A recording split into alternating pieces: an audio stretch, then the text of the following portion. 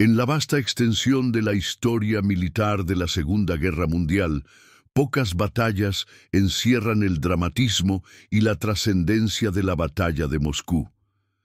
Desarrollada entre octubre de 1941 y enero de 1942, esta confrontación titánica no solo selló el destino de la capital soviética, sino que marcó un punto de inflexión decisivo en el conflicto global. La que inicialmente se vislumbraba como una rápida victoria alemana en su Operación Barbarroja, se transformó en el primer gran revés para la maquinaria bélica nazi y en el principio del largo y doloroso camino hacia su eventual derrota.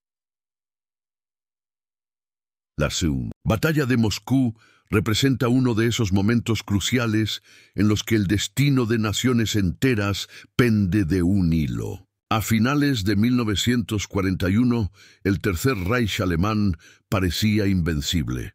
Sus fuerzas habían conquistado gran parte de Europa con una eficiencia aterradora, y su ataque contra la Unión Soviética, iniciado el 22 de junio de 1941, avanzaba con un ímpetu aparentemente imparable. Las divisiones Panzer alemanas habían penetrado profundamente en territorio soviético, destruyendo ejércitos enteros y capturando a millones de prisioneros en enormes operaciones de cerco. Para octubre, los generales alemanes podían contemplar las cúpulas del Kremlin a través de sus binoculares desde las afueras de Moscú, y la caída de la capital soviética parecía inminente.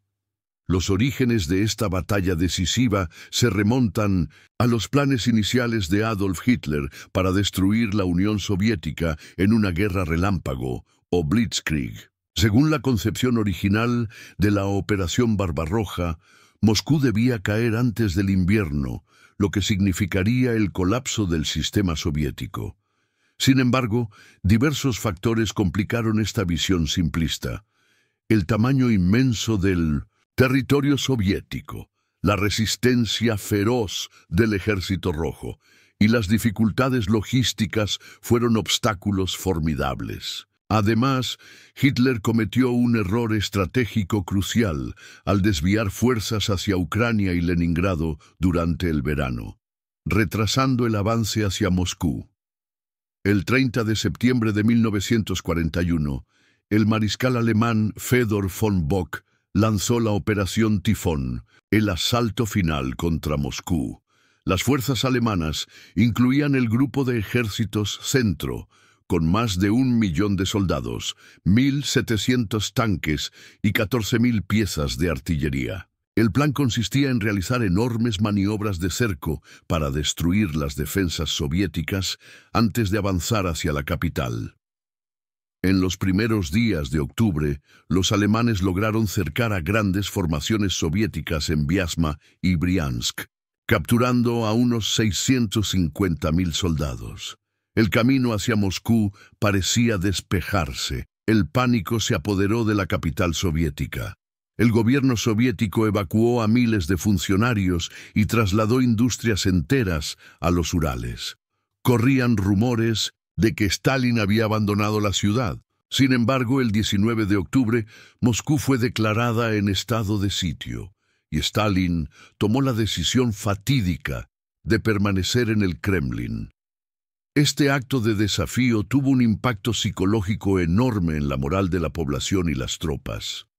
Ni un paso atrás se convirtió en la consigna del momento. Mientras tanto, el general Georgy Zhukov, quien había sido llamado urgentemente desde Leningrado, asumió el mando de la defensa de Moscú. Con una clarividencia estratégica extraordinaria, Zhukov reorganizó las líneas defensivas y dispuso sus reservas con precisión.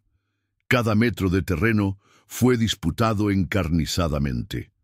Ciudades como Mokchaisk y Volokholamsk se convirtieron en baluartes de resistencia donde unidades soviéticas, a veces mal equipadas, pero con una determinación férrea, lucharon hasta el último hombre. La naturaleza también intervino en este drama histórico. A mediados de octubre, Las primeras lluvias otoñales transformaron las carreteras en lodazales impracticables, el famoso Rasputitsa o época de lodo. Los tanques alemanes quedaron atrapados en el barro y los camiones de suministros no podían avanzar. Los soldados alemanes, acostumbrados a guerras cortas y decisivas, se encontraron empantanados literalmente en la inmensidad rusa, con líneas de abastecimiento que se extendían por cientos de kilómetros. A pesar de estas dificultades, los alemanes continuaron su avance. A principios de noviembre, con el suelo endurecido por las primeras heladas, las divisiones Panzer reanudaron su marcha. El 15 de noviembre, el general Heinz Guderian lanzó un nuevo ataque con sus formaciones blindadas. Simultáneamente, el general Erich Hoepner atacó desde el noroeste, intentando rodear la capital. La situación se tornaba desesperada para los soviéticos. En algunos sectores, los alemanes llegaron a tan solo 30 kilómetros del Kremlin. Desde las afueras de Moscú, los soldados alemanes podían ver las torres doradas de la ciudad. La capital soviética estaba al alcance de la artillería alemana. Fue entonces cuando se produjo un acontecimiento que marcaría la campaña. El 5 de diciembre, el termómetro descendió bruscamente a 30 degrees. El invierno ruso, famoso por su crueldad, había llegado con toda su fuerza. Los alemanes no estaban preparados para estas condiciones extremas. Carecían de ropa de invierno adecuada, y su equipo militar no estaba adaptado para funcionar en temperaturas tan bajas. Los lubricantes de las armas se congelaban, los motores de los tanques fallaban, y los soldados sufrían congelaciones masivas. Por cada baja causada por el enemigo, 10 soldados alemanes eran hospitalizados por hipotermia o congelación. El Ejército Rojo, en cambio, estaba mucho mejor preparado para estas condiciones. Los soldados soviéticos llevaban abrigos acolchados, botas de fieltro y gorros de piel. Sus tanques T-34 utilizaban aceites especiales que les permitían operar incluso a temperaturas extremadamente bajas. En este contexto desfavorable para los invasores, Zhukov vio la oportunidad de contraatacar. El 5 de diciembre de 1941, Zhukov lanzó su ofensiva invernal. Divisiones de infantería soviéticas, apoyadas por unidades blindadas y de caballería, atacaron las posiciones alemanas en un frente de 200 kilómetros. Muchas de estas unidades eran reservas frescas traídas desde Siberia, soldados acostumbrados al frío extremo y especialmente entrenados para operaciones invernales. Estas divisiones siberianas habían sido liberadas del Extremo Oriente gracias a la inteligencia soviética, que confirmó que Japón no planeaba atacar a la URSS en el corto plazo. La sorpresa fue total. Los alemanes, exhaustos por meses de campaña y paralizados por el frío, no pudieron resistir el embate. En pocos días, el frente alemán se desmoronó en varios sectores. El 8 de diciembre, Hitler se vio obligado a aprobar la Directiva No. 39, que ordenaba a sus ejércitos pasar a la defensiva en todo el frente oriental. La Blitzkrieg había terminado oficialmente. A medida que avanzaba diciembre, la situación para los alemanes se volvía cada vez más desesperada. Los soldados del Reich, que habían marchado hacia el este con la arrogancia de conquistadores invencibles, ahora luchaban por su supervivencia en trincheras heladas. Los intentos del alto mando alemán de estabilizar el frente encontraron una resistencia feroz por parte de los soviéticos, quienes, envalentonados por sus primeros éxitos, presionaban implacablemente.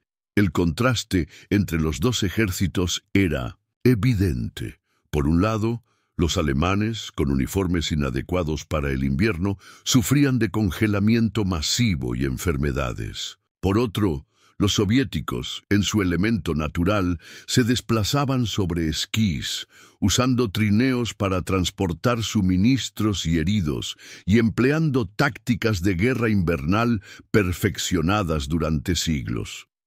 Los alemanes se vieron obligados a usar cualquier edificio disponible como refugio, quemando muebles y hasta partes de las casas para calentarse.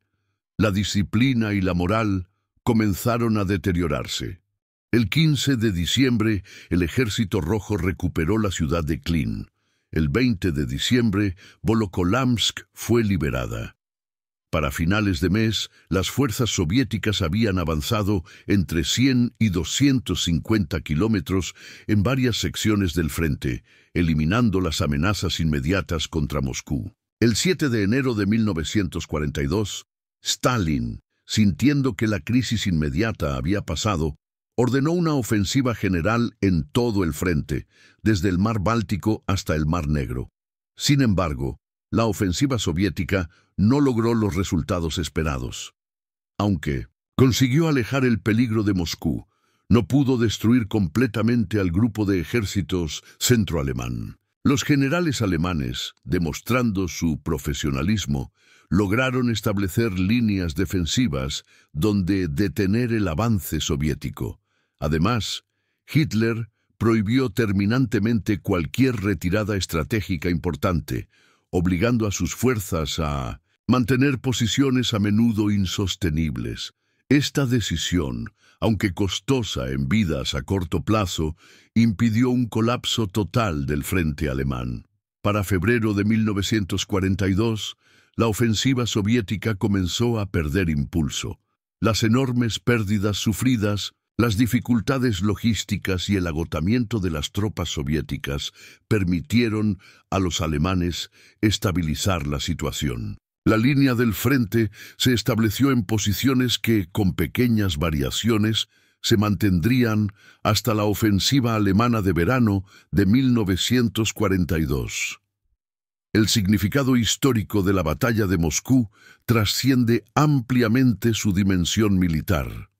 Representó el primer gran fracaso del Tercer Reich en su guerra de conquista y destruyó el mito de la invencibilidad de la Wehrmacht. Los alemanes habían sufrido aproximadamente 500.000 bajas, muertos, heridos y desaparecidos durante la operación. El daño psicológico para la moral alemana fue incalculable. Los soldados que habían marchado hacia el este con la certeza de una victoria rápida y fácil, ahora contemplaban la posibilidad real de una derrota. Para los soviéticos, la victoria defensiva en Moscú tuvo un efecto galvanizador. Demostró que los alemanes podían ser derrotados y reforzó la determinación de resistir a cualquier coste. Stalin capitalizó hábilmente este éxito para fortalecer su liderazgo y para avivar el fervor patriótico de la población. La defensa exitosa de Moscú se convirtió en un símbolo poderoso de la resistencia soviética y en un factor de cohesión nacional. A nivel estratégico, el fracaso alemán en Moscú alteró irremediablemente el curso de la guerra. Hitler se vio obligado a abandonar la idea de una victoria rápida en el este y a encarar la perspectiva de una guerra prolongada en dos frentes, tres, si se considera el norte de África. Precisamente el escenario que sus generales habían temido desde el principio. Recursos que podrían haberse utilizado contra Gran Bretaña o en otras regiones quedaron comprometidos permanentemente en el frente oriental.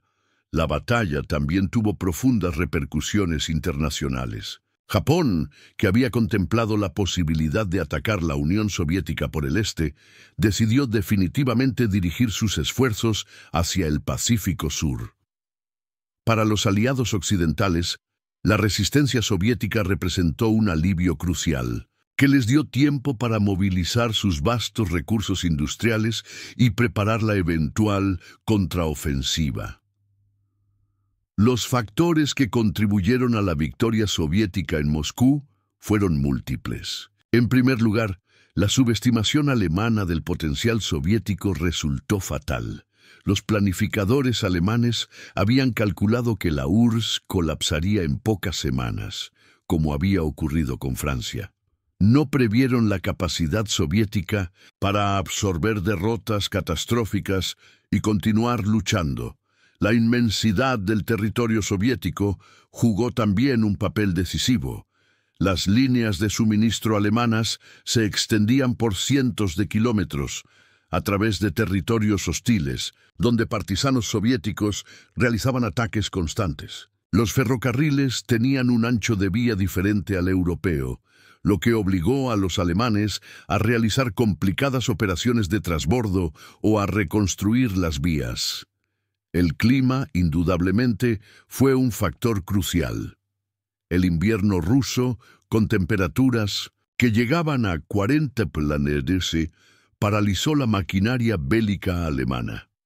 Pero sería simplista atribuir la derrota alemana únicamente al general invierno. La planificación deficiente, la subestimación del enemigo y las decisiones estratégicas cuestionables de Hitler fueron igualmente importantes.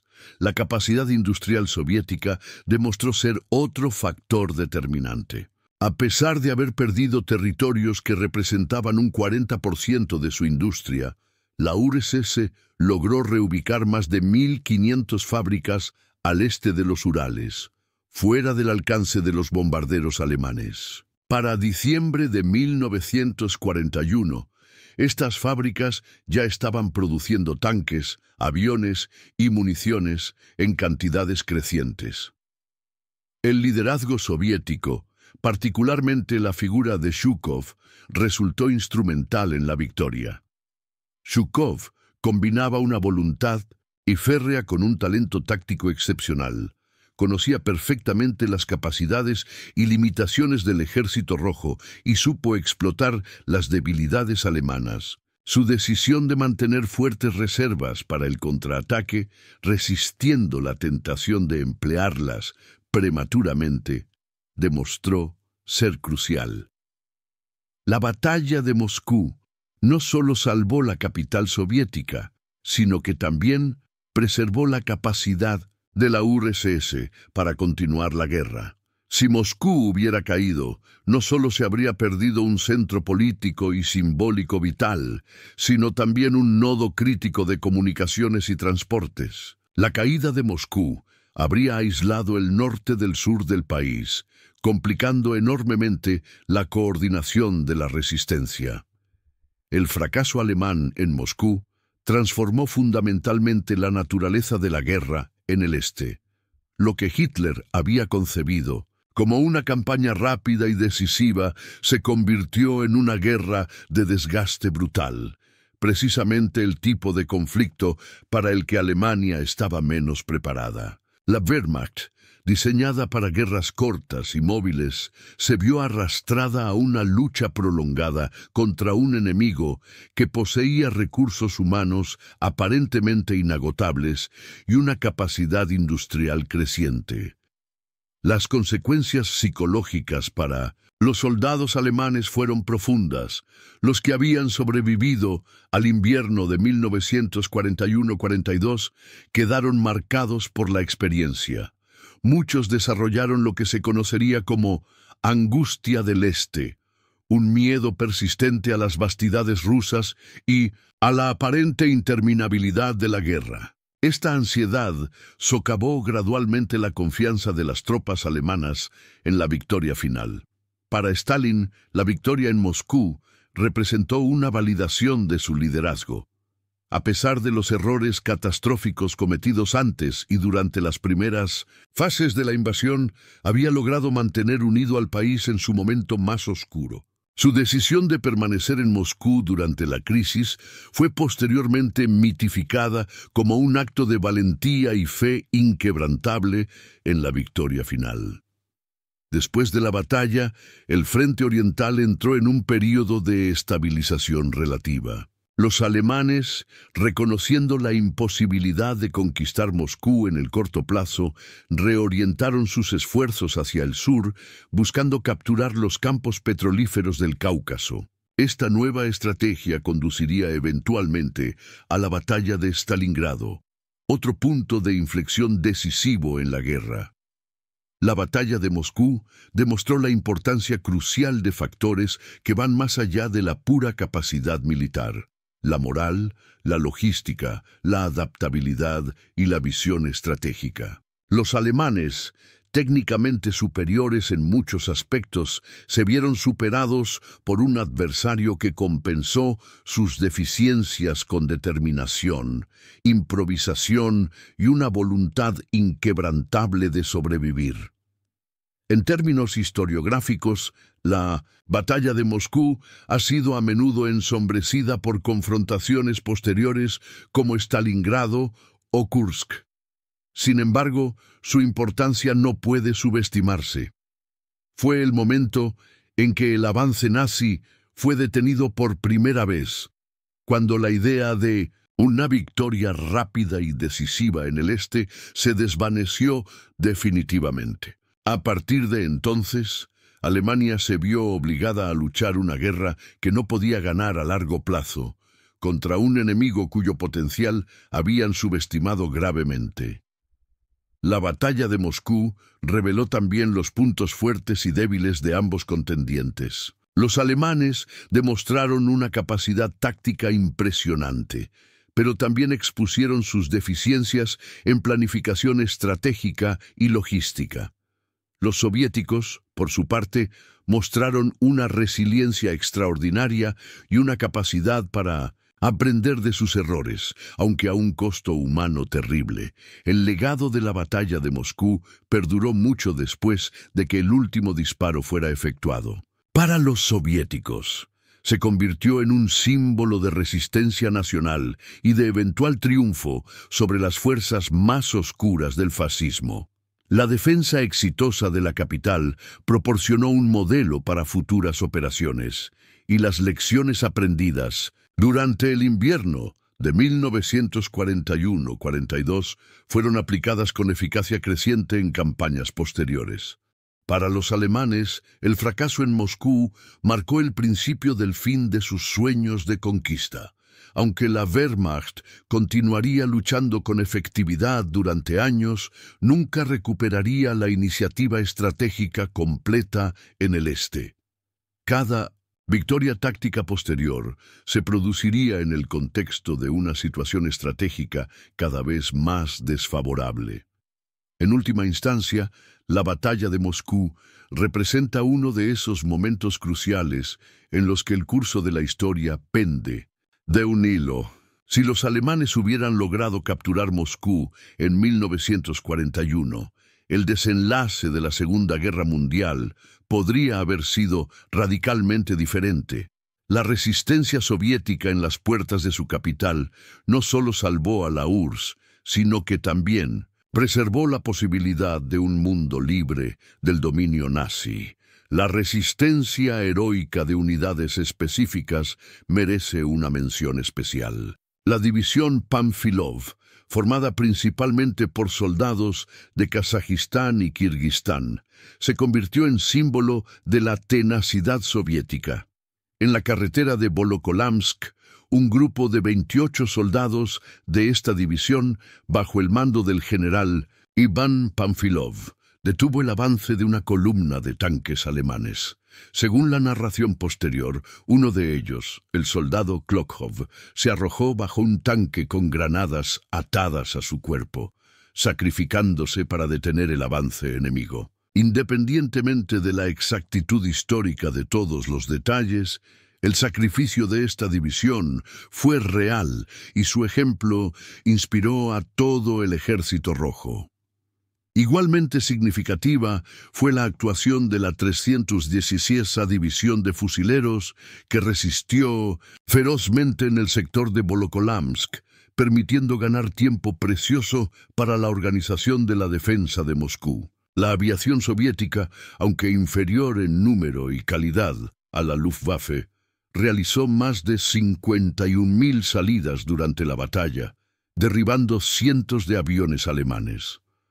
Los francotiradores soviéticos sembraron el pánico entre las filas alemanas, convirtiendo cada bosque, cada edificio en ruinas en una trampa mortal. Vasily Zaitsev, quien alcanzaría la fama en Stalingrado, comenzó su legendaria carrera en los bosques cercanos a Moscú. La población civil de Moscú desempeñó un papel crucial en la defensa de la ciudad. Más de 500.000 moscovitas, principalmente mujeres, ancianos y adolescentes, cavaron trincheras y construyeron fortificaciones alrededor de la capital. Se formaron 16 divisiones de milicia popular, compuestas por voluntarios con entrenamiento mínimo, pero con una determinación férrea.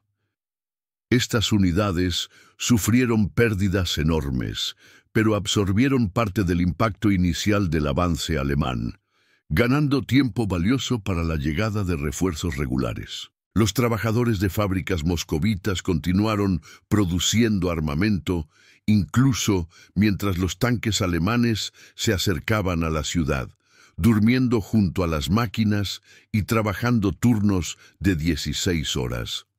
Un aspecto a menudo olvidado de la batalla de Moscú es el papel de la inteligencia soviética. Richard Sorge, un espía soviético infiltrado en la embajada alemana en Tokio, proporcionó información crucial sobre la decisión japonesa de no atacar la URSS en 1941, lo que permitió a Stalin trasladar divisiones siberianas al frente occidental. Estas tropas frescas, acostumbradas al clima extremo, resultaron decisivas en la contraofensiva de diciembre.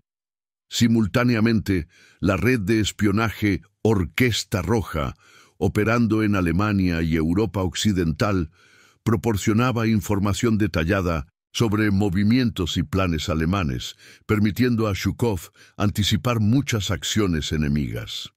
La batalla de Moscú tuvo también una dimensión propagandística significativa. El 7 de noviembre de 1941, en plena batalla, Stalin ordenó realizar el tradicional desfile militar en la Plaza Roja para conmemorar la Revolución de Octubre. Este acto, de un simbolismo extraordinario, envió un mensaje poderoso tanto a los soviéticos como a los alemanes. Moscú no se rendía. Las tropas desfilaron frente al mausoleo de Lenin y marcharon directamente al frente, a pocos kilómetros de distancia. Las imágenes de este desfile, distribuidas ampliamente, elevaron la moral soviética y sorprendieron a los observadores internacionales, que habían dado por perdida la capital soviética. Las consecuencias económicas de la batalla fueron profundas. Para los alemanes, las pérdidas materiales fueron irreemplazables. Cientos de tanques, aviones y piezas de artillería quedaron abandonados en la nieve, representando recursos que Alemania, con su economía ya al límite, no podía reemplazar fácilmente. Para los soviéticos, la preservación de Moscú significó mantener el control del mayor nodo industrial y de transportes del país. La ciudad era el punto focal de la red ferroviaria soviética, esencial para el movimiento de tropas y suministros. Su pérdida habría paralizado logísticamente el esfuerzo bélico soviético. El impacto cultural de la victoria defensiva en Moscú fue igualmente significativo. Inspiró una oleada de creatividad artística y literaria. Poetas como Konstantin Simonov escribieron versos que capturaban el espíritu de determinación nacional. El periódico Pravda publicaba diariamente reportajes del frente que elevaban la moral. El compositor Dmitri Shostakovich, inspirado por la resistencia soviética, completó su séptima sinfonía, conocida como Leningrado, que se convirtió en símbolo sonoro de la resistencia antifascista. La victoria en Moscú revitalizó la identidad nacional soviética, trascendiendo las divisiones étnicas y sociales y unificando a la población en el esfuerzo bélico. La derrota en Moscú provocó también las primeras grietas serias en el Sindelpon, liderazgo militar alemán. El 19 de diciembre de 1941, Hitler despidió al comandante en jefe del ejército, mariscal de campo Walter von Brauchitsch, asumiendo personalmente el control directo de las operaciones militares. Esta decisión tendría consecuencias desastrosas a largo plazo, ya que Hitler carecía de formación militar profesional y tomaría decisiones estratégicas cada vez más irracionales. Generales experimentados como Guderian, Höppner y Strauss fueron relevados de sus mandos por retirarse sin permiso expreso de Hitler. La flexibilidad táctica, una de las tradicionales fortalezas del ejército alemán, se veía así gravemente comprometida por la rigidez doctrinal del Führer. Los efectos de la batalla de Moscú se extendieron también al ámbito de las relaciones internacionales. La resistencia soviética impresionó a Churchill y Roosevelt, facilitando la formación de la Alianza Antifascista. Estados Unidos, que había entrado en la guerra tras el ataque japonés a Pearl Harbor el 7 de diciembre de 1941, encontró en 1900 la URSS un aliado valioso que mantenía ocupada a la mayor parte de la Wehrmacht. Los suministros occidentales a la URSS, que comenzarían a llegar en cantidades significativas en 1942 a través del programa de préstamo y arriendo, fueron en parte una respuesta al valor demostrado por los soviéticos en Moscú. La batalla de Moscú tuvo también consecuencias demográficas devastadoras. Las pérdidas humanas en ambos bandos fueron enormes. Los soviéticos perdieron aproximadamente 926.000 soldados, muertos, heridos, desaparecidos o capturados durante toda la operación defensiva. Los civiles en las áreas ocupadas sufrieron terriblemente bajo el régimen de ocupación nazi. Pueblos enteros fueron quemados y sus habitantes ejecutados como represalia por actividades partidistas. La población judía sufrió especialmente siendo víctima de ejecuciones masivas por parte de los Einsatzgruppen, los escuadrones de la muerte de las SS. Para los alemanes, las pérdidas humanas fueron igualmente catastróficas, con unos 500.000 soldados fuera de combate. La calidad del ejército alemán nunca se recuperaría completamente de estas pérdidas. Los soldados experimentados que murieron en las nieves de Rusia serían reemplazados por reclutas cada vez más jóvenes y menos entrenados. La élite de 1900, oficiales y suboficiales, formada durante años de entrenamiento intensivo, comenzó a desaparecer en los campos de batalla rusos. El combate en condiciones invernales extremas supuso un desafío logístico y médico sin precedentes para ambos bandos. Los hospitales de campaña soviéticos trataron miles de casos de congelación severa.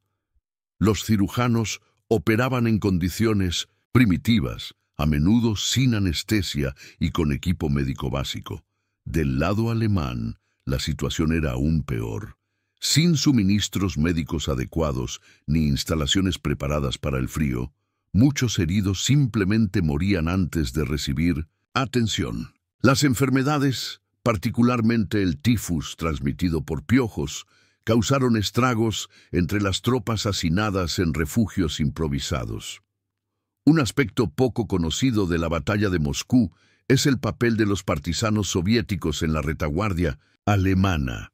Operando en los bosques y pantanos detrás de las líneas enemigas, estos combatientes irregulares atacaban convoyes de suministros, volaban puentes y líneas férreas y asesinaban oficiales alemanes, creando un clima de inseguridad permanente que obligaba a los alemanes a dedicar recursos considerables a la protección de sus líneas de comunicación. Figuras como Zoya Kosmodemianskaya, una joven partisana que fue capturada y ejecutada por los alemanes, se convirtieron en símbolos del movimiento de resistencia. La experiencia de la batalla de Moscú transformó profundamente la doctrina militar soviética. Las dolorosas lecciones de los primeros meses de guerra fueron asimiladas y codificadas. El Ejército Rojo desarrolló tácticas más sofisticadas, abandonando gradualmente los ataques frontales masivos en favor de maniobras más complejas. La coordinación entre infantería, artillería y blindados mejoró notablemente. Los oficiales soviéticos, muchos ascendidos desde rangos inferiores para reemplazar a los caídos en las purgas estalinistas o en los primeros combates, demostraron una capacidad de aprendizaje y adaptación impresionante. La guerra en el frente oriental adquirió tras Moscú una brutalidad sin precedentes. Las atrocidades alemanas durante la invasión inicial habían endurecido a la población soviética, eliminando cualquier posibilidad de que fueran recibidos como liberadores del régimen estalinista. La política alemana de tierra quemada durante su retirada de las afueras de Moscú, destruyendo sistemáticamente pueblos, infraestructura y cultivos, exacerbó aún más el odio. La guerra se transformó en una lucha existencial donde ninguno de los bandos esperaba o daba cuartel. La dimensión tecnológica de la batalla merece también atención. Fue en Moscú donde el legendario tanque soviético T-34 comenzó a demostrar su superioridad sobre los Panzer alemanes. Con su combinación única de potencia de fuego, movilidad y protección, adaptado específicamente para las condiciones rusas, el T-34 representó una desagradable sorpresa para los alemanes. El lanzacohetes múltiple Katyusha, apodado órgano de Stalin por los alemanes debido al sonido aterrador que producía, hizo también su aparición masiva en esta batalla, causando destrucción y pánico entre las filas enemigas. Para los observadores militares de la época, la batalla de Moscú supuso una revelación. Las tácticas de Blitzkrieg, que habían funcionado tan eficazmente en Polonia, Francia y los Balcanes, encontraron sus límites en las vastitudes rusas. La guerra mecanizada mostró sus vulnerabilidades frente a factores como el clima extremo, las distancias enormes y un enemigo dispuesto a sacrificarlo todo por la victoria. Los teóricos militares de todo el mundo estudiaron intensamente estas lecciones, que influirían en la doctrina bélica durante décadas. El legado cartográfico de la batalla es también significativo. La línea del frente establecida tras la contraofensiva soviética de diciembre-enero, con algunas modificaciones menores, se mantendría relativamente estable hasta 1943. El saliente de Rzew, una protuberancia en las líneas alemanas que apuntaba amenazadoramente hacia Moscú, sería escenario de sangrientas batallas durante todo 1942, en lo que algunos historiadores han llamado la picadora de carne de Rzew. Miles de soldados soviéticos morirían en sucesivos intentos de eliminar este saliente, que finalmente sería abandonado por los alemanes en marzo de 1943. La experiencia de la batalla de Moscú se reflejaría posteriormente en la planificación estratégica soviética. Las lecciones aprendidas durante el invierno de 1941-42 serían aplicadas con creciente sofisticación en Stalingrado, Kursk y operaciones posteriores. La capacidad soviética para concentrar fuerzas en puntos decisivos, mantener reservas estratégicas ocultas y explotar las debilidades enemigas mediante contraataques oportunos, demostrada por primera vez en Moscú, se convertiría en una característica distintiva de las operaciones del Ejército Rojo. En las frías trincheras alrededor de Moscú, en el invierno de 1941-1942, se decidió no solo el destino de la Unión Soviética, sino también el futuro de Europa y, en cierto modo, el de la humanidad entera. Fue allí donde la marea de la guerra comenzó a cambiar, donde el mito de la invencibilidad alemana se hizo añicos y donde se encendió la primera luz de esperanza para un mundo que había contemplado con horror el avance aparentemente irresistible de las fuerzas del Tercer Reich. La decisión de Hitler de invadir la Unión Soviética, codificada en la Directiva 21, Operación Barbarroja, firmada el 18 de diciembre de 1940, representaba la culminación de su visión geopolítica expresada años antes en Mein Kampf. Para Hitler, el este europeo constituía el espacio vital, Lebensraum, necesario para la expansión alemana. La campaña contra la URSS no era simplemente una operación militar más, sino una guerra ideológica, una cruzada contra el judeo-bolchevismo, como lo denominaba la propaganda nazi. Esta concepción explica la brutalidad excepcional de la guerra en el frente oriental, donde las convenciones internacionales sobre el trato a prisioneros y poblaciones civiles fueron sistemáticamente ignoradas por los invasores. El ataque alemán contra la Unión Soviética se benefició inicialmente del elemento sorpresa, a pesar de las numerosas advertencias recibidas por Stalin. El dictador soviético había ignorado los informes de sus servicios de inteligencia, que desde meses antes venían alertando sobre la concentración masiva de tropas alemanas en la frontera. Stalin estaba convencido de que Hitler no abriría un segundo frente mientras Gran Bretaña permaneciera en la guerra. Este error de cálculo permitió a los alemanes conseguir victorias espectaculares en las primeras semanas de la invasión. La estructura de mando soviética experimentó una transformación radical durante la batalla de Moscú. El 30 de junio de 1941 se creó el Estado Mayor General, Stavka, presidido nominalmente por Stalin. El 10 de julio, Stalin asumió formalmente el cargo de comisario de defensa, centralizando en su persona las decisiones militares y políticas. Sin embargo, a diferencia de Hitler, Stalin escuchaba generalmente el consejo de sus comandantes profesionales, especialmente después de las catastróficas derrotas iniciales. El nombramiento de Zhukov como comandante del Frente Occidental fue crucial, ya que Stalin respetaba su franqueza y competencia profesional. La batalla de Moscú fue también un enfrentamiento entre dos sistemas económicos y sociales antagónicos. La economía alemana, aunque potente, no estaba completamente movilizada para la guerra en 1941. Hitler había evitado imponer sacrificios excesivos a la población civil alemana, temiendo repetir la experiencia de la puñalada por la espalda que, según el mito nazi, había causado la derrota en la Primera Guerra Mundial.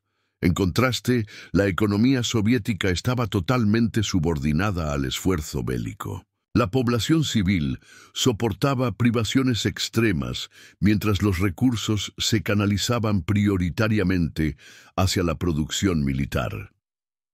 La magnitud geográfica de las operaciones en torno a Moscú resulta asombrosa incluso para los estándares de la Segunda Guerra Mundial. El frente se extendía por más de 1000 kilómetros, desde el lago Seliger en el norte hasta Yelets en el sur. Las distancias que debían recorrer los suministros alemanes desde las bases en Polonia hasta las líneas del frente excedían los 1500 kilómetros. Para poner esto en perspectiva, la distancia desde Berlín hasta la frontera española es menor. Esta escala geográfica imponía desafíos logísticos colosales que los planificadores alemanes subestimaron fatalmente. La batalla transformó también la percepción internacional de la Unión Soviética. Antes de la invasión alemana, la URSS era vista con hostilidad o suspicacia por gran parte del mundo occidental, especialmente tras el pacto Molotov-Ribbentrop y la guerra soviético-finlandesa. La heroica defensa de Moscú y la resistencia soviética ante la agresión nazi generaron una oleada de simpatía internacional. Figuras tan dispares como el conservador Winston Churchill y el católico Franklin D. Roosevelt encontraron en Stalin un aliado imprescindible contra la amenaza común del fascismo. La dimensión propagandística de la batalla fue manejada magistralmente por ambos bandos. La propaganda alemana presentaba inicialmente la campaña contra la URSS como una lucha preventiva contra el peligro comunista, una cruzada europea en la que participaban también tropas finlandesas, rumanas, húngaras, italianas y españolas, la División Azul. Cuando la ofensiva se estancó, la propaganda nazi comenzó a enfatizar el sacrificio heroico de los soldados alemanes frente al invierno ruso y las hordas asiáticas, sentando las bases para la narrativa posterior de 1900 en la guerra defensiva contra el bolchevismo. La propaganda soviética, por su parte, evolucionó desde el internacionalismo revolucionario hacia un nacionalismo ruso tradicional. Las referencias a Marx y Lenin dieron paso a invocaciones de héroes nacionales como Alexander Nevsky y Mikhail Kutuzov, el general que había derrotado a Napoleón. La guerra fue presentada no tanto como una defensa del sistema soviético, sino como la gran guerra patriótica del pueblo ruso contra los invasores extranjeros. Esta reorientación patriótica resultó extraordinariamente efectiva para movilizar a la población. Los servicios médicos de ambos ejércitos enfrentaron desafíos sin precedentes durante la batalla. Las bajas temperaturas multiplicaban las dificultades. La sangre para transfusiones se congelaba. Las amputaciones se realizaban, a menudo sin anestesia, y el transporte de heridos a través de terreno nevado resultaba extremadamente difícil. Los médicos soviéticos desarrollaron técnicas innovadoras para tratar las congelaciones masivas, mientras que los alemanes, menos preparados para el invierno, perdieron miles de hombres por hipotermia y gangrena. La experiencia de los civiles en las áreas afectadas por la batalla fue apocalíptica. En los territorios brevemente ocupados por los alemanes, la población sufrió una represión brutal. Las SS y unidades especiales ejecutaron sistemáticamente a comisarios políticos judíos y sospechosos de actividades partisanas. Pueblos enteros fueron quemados como represalia por acciones de la resistencia. Los escasos recursos alimentarios fueron confiscados para aprovisionar al ejército alemán, dejando a la población local al borde de la inanición. Las mujeres sufrieron violaciones masivas. Estas atrocidades reforzaron la determinación de resistencia y alimentaron el odio hacia los invasores. En Moscú mismo, la vida continuó bajo condiciones extremas durante la batalla. El metro funcionaba como refugio antiaéreo durante los bombardeos alemanes. Los teatros permanecieron abiertos y el famoso Teatro Bolshoi presentó representaciones incluso en los momentos más críticos como símbolo de resistencia cultural. Las escuelas continuaron funcionando cuando era posible, aunque muchos niños habían sido evacuados hacia el este. El racionamiento estricto de alimentos y combustible impuso privaciones severas a la población, pero la disciplina social se mantuvo notablemente intacta. La batalla de Moscú tuvo también una dimensión religiosa significativa. En un giro irónico para un régimen oficialmente ateo, Stalin permitió una revitalización limitada de la Iglesia Ortodoxa rusa para movilizar el sentimiento patriótico tradicional. El metropolitano Sergius llamó a los creyentes a defender la patria y se realizaron procesiones con iconos religiosos alrededor de Moscú, reminiscentes de prácticas similares durante invasiones anteriores a lo largo de la historia rusa. Esta apelación a las tradiciones religiosas resultó efectiva para unificar a la población en momentos críticos. El impacto psicológico de la victoria soviética en Moscú fue incalculable para los alemanes. Las tropas de la Wehrmacht, que habían avanzado triunfalmente a través de Europa durante 2 años, experimentaron por primera vez no solo la derrota, sino también el miedo profundo. Los soldados alemanes comenzaron a hablar del horror del Este, de la inmensidad inabarcable de Rusia, de la aparente inagotable capacidad soviética para absorber pérdidas y contraatacar. Esta sensación de enfrentarse a una fuerza casi sobrenatural socavó profundamente la confianza alemana. La batalla de Moscú reveló también importantes deficiencias en la inteligencia militar alemana. Los alemanes habían subestimado gravemente la capacidad soviética para movilizar reservas. Las estimaciones de la Wehrmacht indicaban que los soviéticos disponían de unas 200 divisiones en total, pero a finales de 1941, el alto mando alemán descubrió con alarma que enfrentaba a más de 400 divisiones. Similarmente, los servicios de inteligencia alemanes no anticiparon la calidad de armamentos soviéticos como el tanque T-34 o el lanzacohetes Katyusha, que causaron sorpresa y consternación entre las tropas alemanas. Los efectos de la batalla en la jerarquía militar alemana fueron devastadores. Hitler, furioso por el fracaso, destituyó a decenas de generales experimentados. El mariscal von Bock fue relevado del mando del Grupo de Ejército Centro.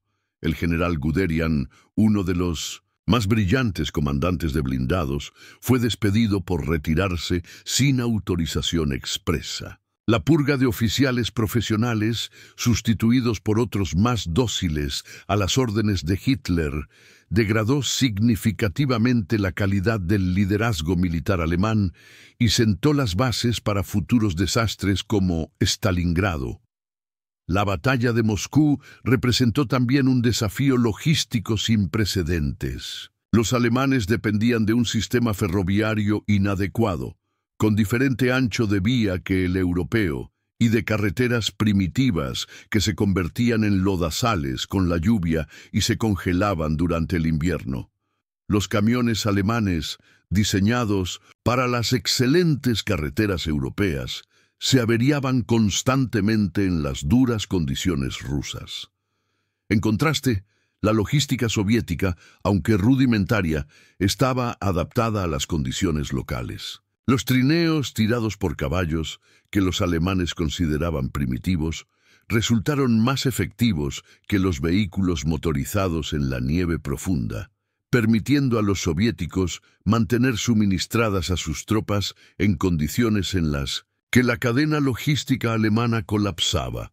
La victoria en Moscú proporcionó un impulso vital a la moral soviética. Después de meses de retiradas humillantes y derrotas catastróficas, finalmente habían demostrado que los alemanes podían ser vencidos. Este momento psicológico fue hábilmente explotado por la propaganda soviética.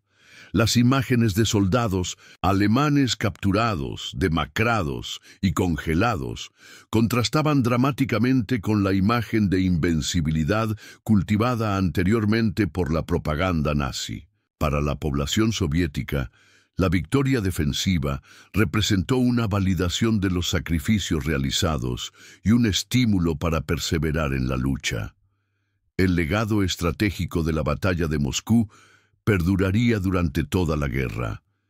Hitler, obsesionado con evitar una repetición de la retirada invernal de 1941-42, que consideraba una humillación personal, prohibiría posteriormente retiradas tácticas que podrían haber salvado ejércitos enteros. La orden de resistencia fanática y ni un paso atrás sería repetida como un mantra, con consecuencias catastróficas en Stalingrado, donde el sexto ejército alemán sería aniquilado por negarse a romper el cerco soviético y retirarse Mientras era posible, la resiliencia mostrada por la sociedad soviética durante la batalla de Moscú contradijo las expectativas alemanas de un rápido colapso del sistema soviético ante la presión militar. Esta subestimación del enemigo reflejaba tanto arrogancia como prejuicios raciales e ideológicos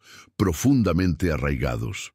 Los planificadores alemanes, imbuidos de teorías sobre la superioridad racial germánica y la inferioridad eslava, no podían concebir que los soviéticos fueran capaces de resistir el embate de la supuestamente invencible Wehrmacht. La realidad en el campo de batalla destrozó estas ilusiones, revelando un enemigo determinado, adaptable y cada vez más competente militarmente. El simbolismo de la batalla de Moscú perviviría en la memoria colectiva soviética y posteriormente rusa. El monumento a los defensores de Moscú en Zelenograd, los obeliscos marcando el punto más avanzado del avance alemán, y el Museo de la Defensa de Moscú mantienen vivo el recuerdo de aquellos días críticos. El 5 de diciembre, fecha del inicio de la contraofensiva soviética, se conmemoró durante la era soviética como el Día de la Gloria Militar y sigue siendo recordado en la Rusia actual como un momento definitorio en la historia nacional.